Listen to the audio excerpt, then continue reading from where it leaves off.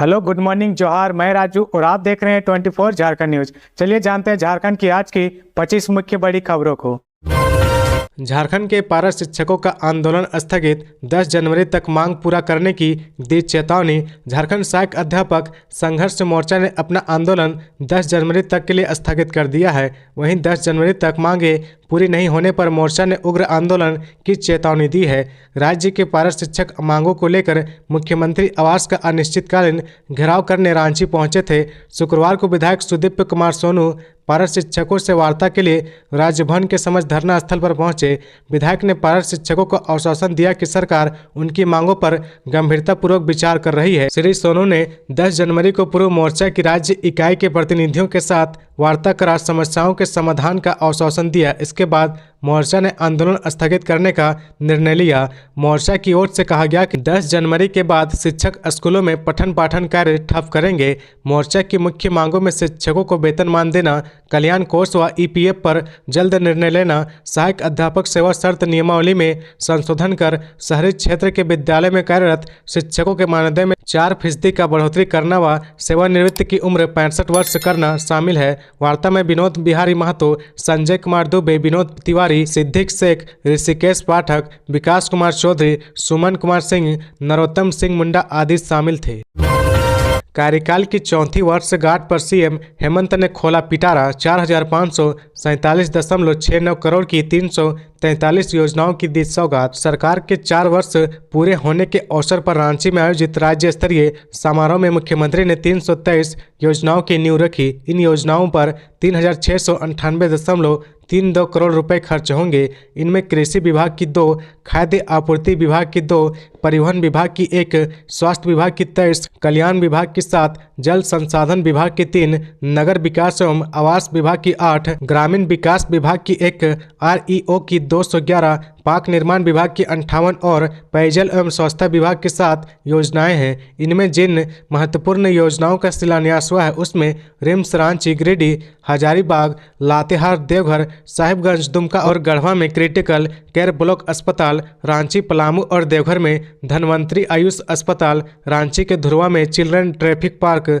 गढ़वा में अल्पसंख्यक आवासीय विद्यालय, लातेहार में कोल्ड स्टोरेज, रांची के सोनाहातू में स्वर्ण रेखा नदी पर उच्च स्तरीय पुल, लातेहार, सरायकेला और पलामू स्थित एकलव्य विद्यालय में मल्टीपर्पस ऑडिटोरियम शामिल है।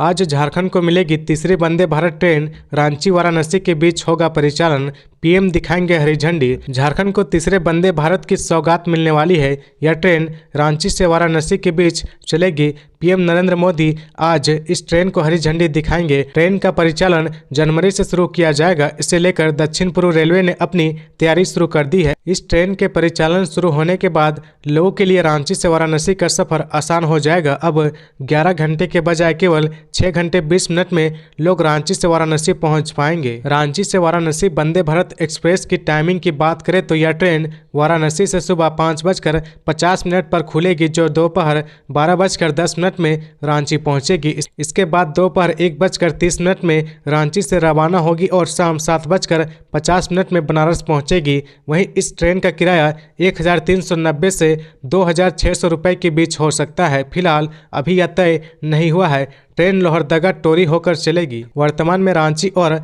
बनारस के बीच 4 ट्रेनों का परिचालन अलग अलग रूटों पर हो रहा, जिसमें 11 घंटे का समय लगता है, लेकिन वंदे भारत ट्रेन 6 घंटा 20 मिनट का समय लेगी। गौरतलब है कि झारखंड में पहली वंदे भारत एक्सप्रेस रांची से पटना के बीच शुरू हुई। रांची से हावड़ा के बीच दूसरी वंदे भारत एक्सप्रेस इस साल सितंबर में शुरू हुई। ट्रेन को पीएम नरेंद्र मोदी ने हरी झंडी दिखाकर रवाना किया था। वहीं अब तीसरे वंदे भारत ट्रेन का परिचालन जल्द शुरू होने वाला है।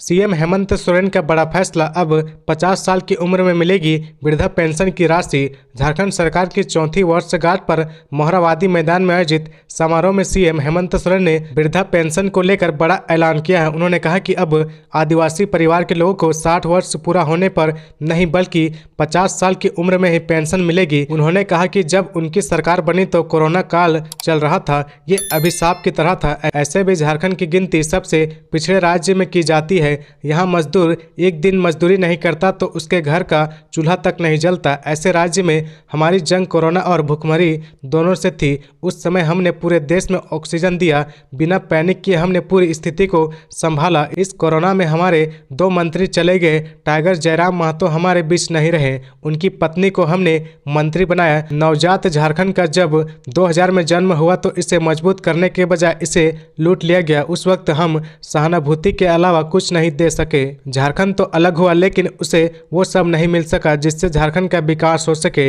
हम जब सरकार में आए तो इसकी स्थिति काफी भयावह थी। यहाँ पलायन अपने शीर्ष पर था। कोरोना में आपने तो देखा कि लाखों मजदूर बाहर फंसे थे, सबको हमने बचाया। आपदा में भी हमने एक को भी भूख से मरने नहीं दिया और इन लोगों ने आम मौके पर ही भुखमरी की स्थिति में ला दिया था। सीएम हेमंत सोरेन ने कहा कि जब हमारी सरकार थी तो हमें पता था कि राज्य की स्थिति कितनी खराब हो चुकी थी, लेकिन हमने लोगों को राशन कार्ड दिया, जरूरतमंदों को पेंशन दी, लेकिन इससे भी काम नहीं चला तो कई ऐसे गरीब जो आज के समय में भी मुसीबत से जूझ रहे हैं। आज इस राज्य के हमारे आदिवासी भाइयों की पेंशन लिमिट को 60 साल से घटाकर 50 साल कर दिया जाएगा। अब से झारखंड में 50 साल की उम्र से ही लोगों को पेंशन मिलनी शुरू हो जाएगी। आज दूसरे राज्यों को केंद्र से पैसा मिलता है, हमें नहीं मिलता है। हमने मात्र 4 वर्षों में 20 लाख किसानों को केसीसी से जोड़ दिया। अब झारखंड सरकार किसानों को बीमाकृत जानवर बांटेगी। अगर जानवर मरा भी तो इसका पैसा सरकार देगी, लेकिन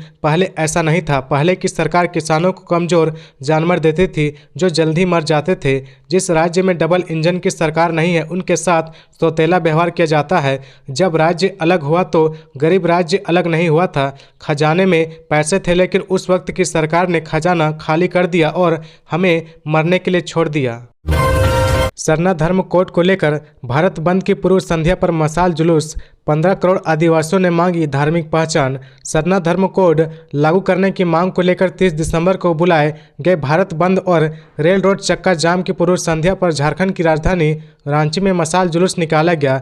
जयपाल सिंह मुंडा स्टेडियम से अल्बर्ट इक्का चौक पर केंद्रीय सरना समिति, अखिल भारतीय आदिवासी विकास परिषद, आदिवासी छात्र संघ, आदिवासी सेंगल अभियान एवं कई अन्य आदिवासी संगठन इस मशाल जुलूस में शामिल थे।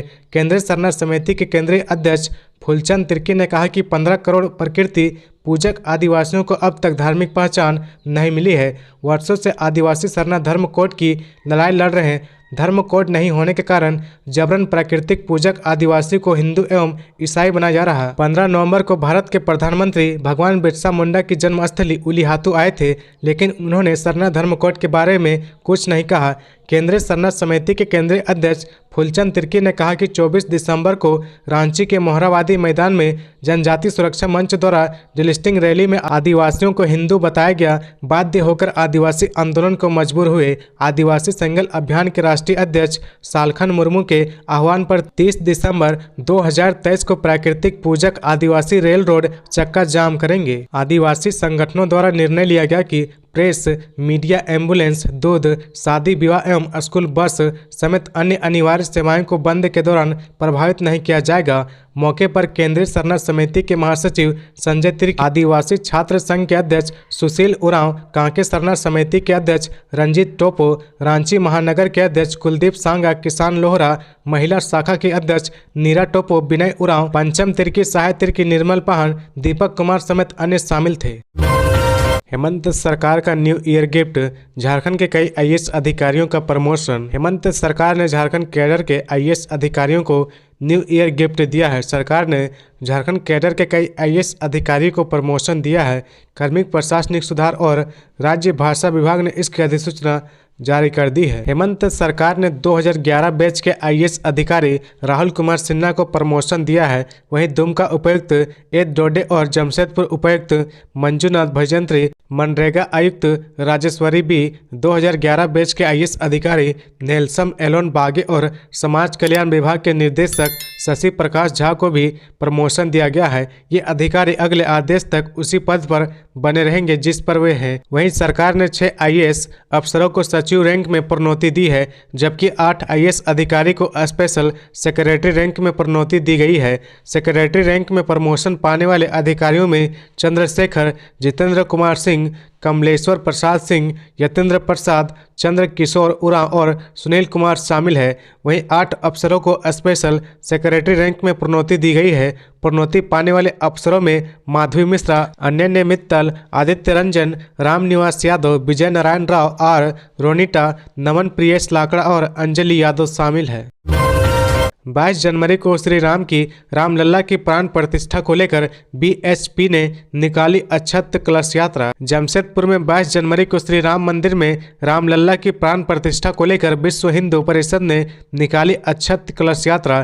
कलश यात्रा काशीडी दुर्गा मंदिर से निकाली गई। इस कलश यात्रा में हजारों राम भक्तों ने हर्षोल्लास के साथ शंख ध्वनि, ढोल बाजा, नगाड़ा, ताशा, आतिशबाजी के साथ रथ में सवार होकर भगवान राम, लक्ष्मण, भरत, शत्रुघ्न, माता सीता के साथ में भगवान बजरंगबली महाराज विराजमान थे। हाथों में केसरिया पताका लेकर सभी लोग हर्षोल्लास के साथ रामधन के गीत डीजे में बजाते हुए आगे चल रहे थे। जय श्री राम का नारा एवं उद्घोष सभी के कंठी में था। यह यात्रा साक्षी शिव मंदिर पहुंचा। मरवाड़ी समाज के लोगों ने दीप प्रज्वलित करके कलश यात्रा का पूजन किया। इसके बाद कलश यात्रा बसंत टाकीज के सामने बजरंगबली के मंदिर में चिंटू सिंह के द्वारा स्वागत एवं दीप प्रज्वलित कर फिर यह यात्रा साक्षी गोल चक्का में पहुंचा। वहां स्थानीय दुकानदार के लोगों ने भी अक्षत कलश यात्रा का पूजन किया और आरती उतारी।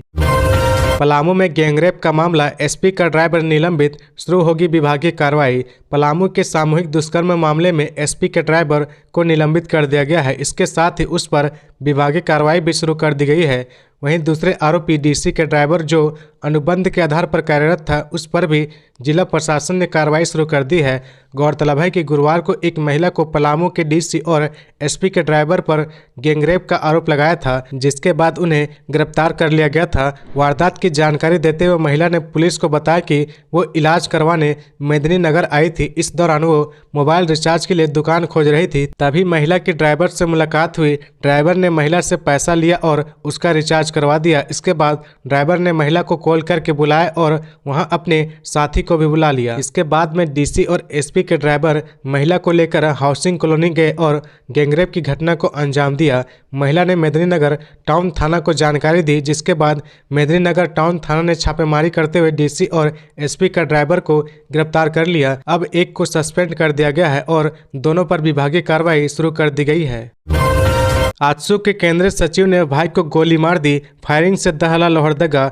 लोहरदगा से एक सनसनीखेज मामला सामने आया है। यहाँ आजसू के केंद्रीय सचिव सूरज अग्रवाल ने अपने छोटे भाई चंदन अग्रवाल को गोली मार दी है। इस घटना के बाद इलाके में सनसनी फैल गई है। मौके पर पहुंचकर पुलिस ने आजसू के केंद्रीय सचिव को गिरफ्तार कर लिया है। वहीं घायल छोटे भाई का इलाज सदर अस्पताल में चल रहा। घटना को लेकर मिली जानकारी के अनुसार यह गोलीबारी की घटना पारिवारिक विवाद को लेकर हुई है। घटना लोहरदगा के शहरी क्षेत्र के रघुनंदन लेन का है। घटना को लेकर ग्रामीणों का कहना है कि सूरज अग्रवाल का उनके छोटे भाई चंदन अग्रवाल के साथ किसी बात को लेकर पारिवारिक विवाद चल रहा था। इसी बीच गुरुवार देर रात विवाद काफी बढ़ गया, जिसके बाद सूरज अग्रवाल ने अपनी लाइसेंसी रिवॉल्वर से चंदन अग्रवाल को गोली मार दी, जिसके बाद अफरा तफरी मच गई।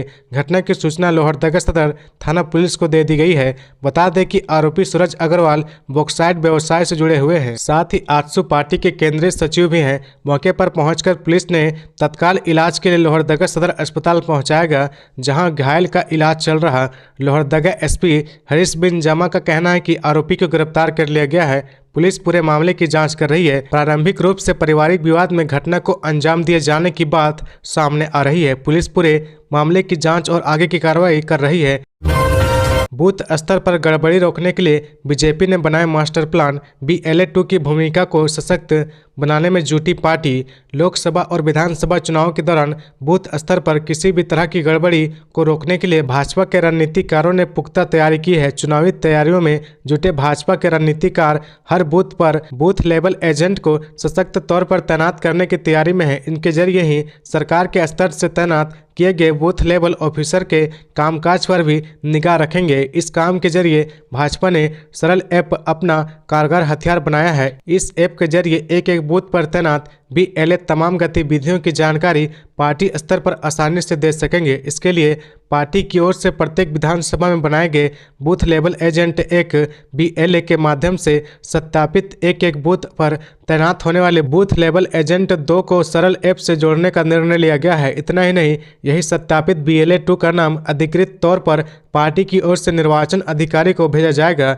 चुनाव से पूर्व इन सभी BLA 2 को बूथ स्तर पर होने वाली तमाम गतिविधि के लिए पुख्ता तरीके से तैयार किया जाएगा। इसमें BLO की गतिविधियों पर विशेष नजर रखने की जिम्मेदारी खास होगी। इन्हें इस बात के लिए तैयार किया जाएगा कि अगर कोई BLO किसी पार्टी विशेष के पक्ष में काम करता है तो इसकी तत्काल शिकायत वह जिला निर्वाचन पदाधिकारी से उपायुक्त से करे और उसे चुनाव कार्य से मुक्त करने की मांग करे। इसके अलावा पहली बार मतदान की प्रक्रिया में शामिल होने वाले युवा मतदाताओं पर भी ध्यान केंद्रित करने की जिम्मेदारी इन पर तय की गई है। इन्हें यह टास्क सौंपा गया है कि वह अपने बूथ के उन तमाम मतदाताओं का नाम मतदाता सूची में दर्ज कराए जो पहली बार मतदान करने की उम्र को हासिल कर चुके हैं। तो ये थी आज की झारखंड की टॉप बड़ी खबरें। इसी तरह झारखंड की हर छोटी सी बड़ी खबर देखने के लिए आप हमारे चैनल 24 झारखंड न्यूज को सब्सक्राइब करके बेल आइकन प्रेस कर ले, जिससे झारखंड की हर छोटी सी बड़ी खबर की अपडेट आप तक पहुंचता रहे। तो आज के लिए बस इतना ही, हमें दीजिए इजाजत, फिर मिलते हैं नेक्स्ट न्यूज में।